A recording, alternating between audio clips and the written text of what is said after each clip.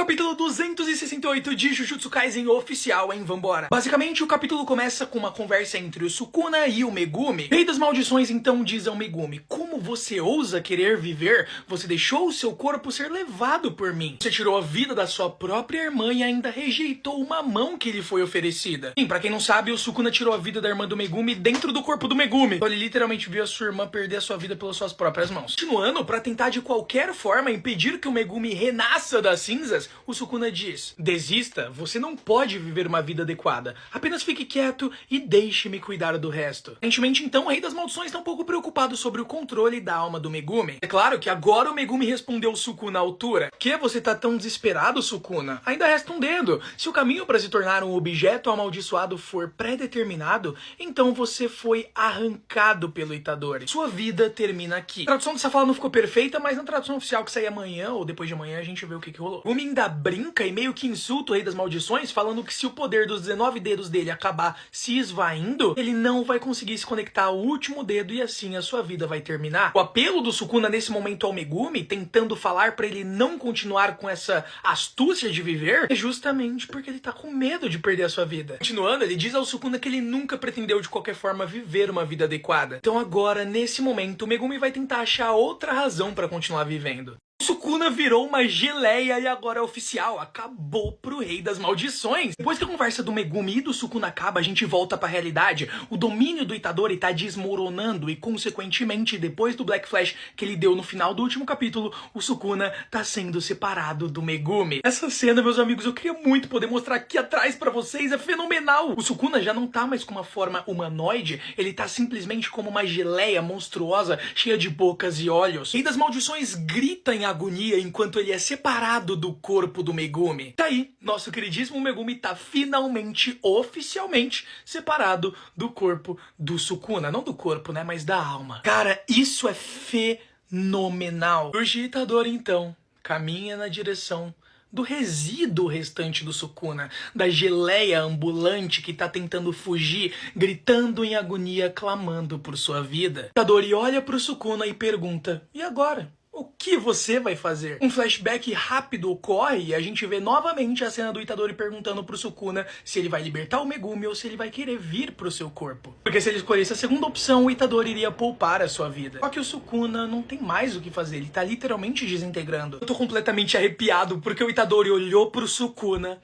fez uma breve pausa e ao invés dele falar, eu sou você, ele olhou pro Sukuna e disse, você sou eu, Sukuna. O fim do Sukuna chegou e agora na sua frente tá ele, Yuji Itadori. Sem ter pra onde fugir, sem ter pra quem recorrer, era mais fácil ele ter entrado no corpo do Itadori de volta quando o Itadori pediu. Olhando pro Sukuna, o Itadori faz o seguinte: nascido carregando uma maldição sem nem saber que tipo de monstro nos tornaríamos era uma questão de sorte, mas eu tinha meu avô, Sukuna.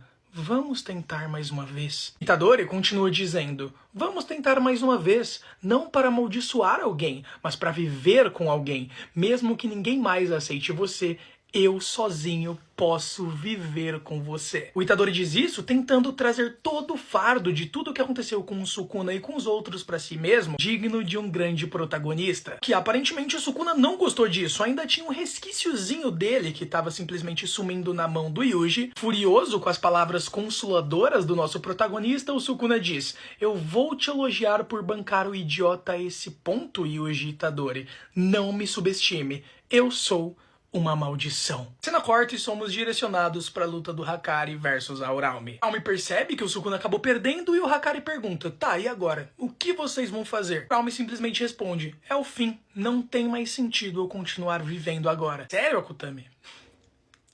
Tá.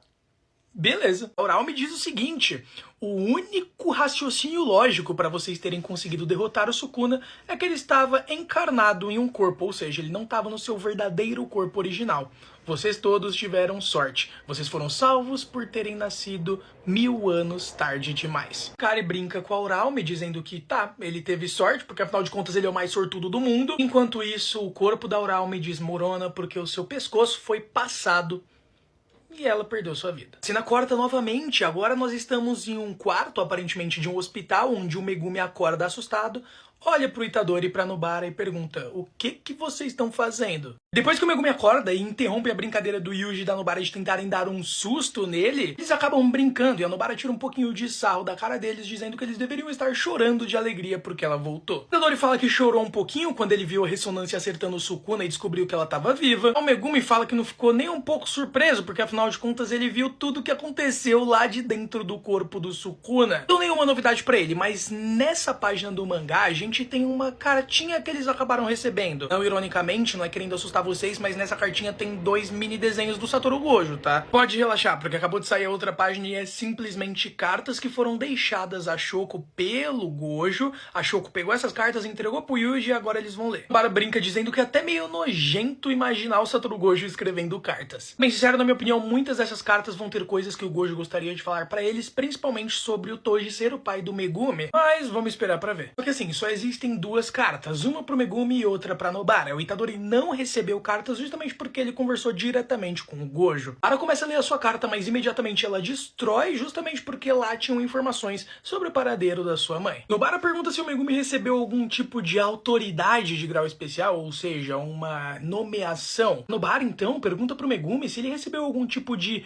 promoção para grau especial, mas o Megumi começa a rir assim que ele lê a sua carta. Os dois ficam muito curiosos, puxam a carta da mão do Megumi e logo que eles leem, eles ficam apavorados. Pois de tanto suspense, o que estava escrito na carta do Megumi era o seguinte: infelizmente o seu pai não está mais por perto porque eu tirei a vida dele.